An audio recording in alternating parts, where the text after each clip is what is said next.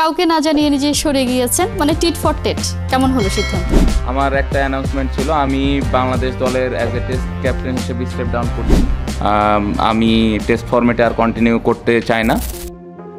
কলম্বো টেস্টের শুরুর আগে গুঞ্জন ছিল টেস্ট অধিনায়কত্ব ছাড়ছেন নাজমুল হাসান শান্ত।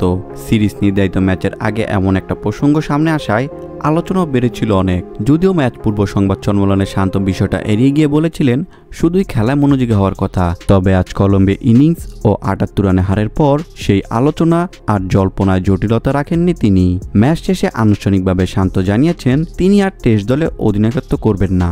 ম্যাচ শেষে সংবাদ সম্মেলনে নেতৃত্ব ছাড়ার ঘোষণা দেন শান্ত।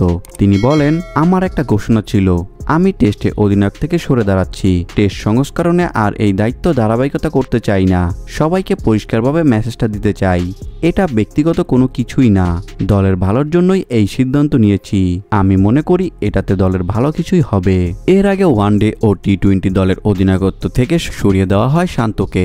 তখন সংবাদ মাধ্যমে প্রতিবেদনে বলা হয়েছে আলোচনা ছাড়াই তার অধিনায়কত্ব কেড়ে নেওয়া হয়। পুরস্কার বিতরণ অনুষ্ঠানে শান্ত বলেন, প্রথম টেস্ট যেভাবে শেষ করেছিলাম তারপর এই টেস্টে পারফরমেন্স খুবই হতাশাজনক। প্রথম ইনিংসে আমাদের ব্যাটিং মান অনুযায়ী হয়নি, সুযোগ ছিল কিন্তু আমরা সেগুলো কাজেই লাগাতে পারিনি।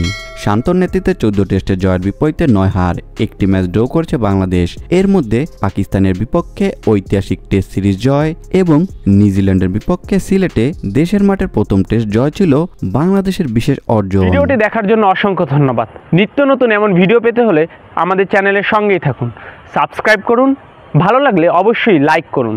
ভিডিও সম্পর্কে যে কোনো মন্তব্য করতে পারেন আমাদের কমেন্ট বক্সে। ধন্যবাদ।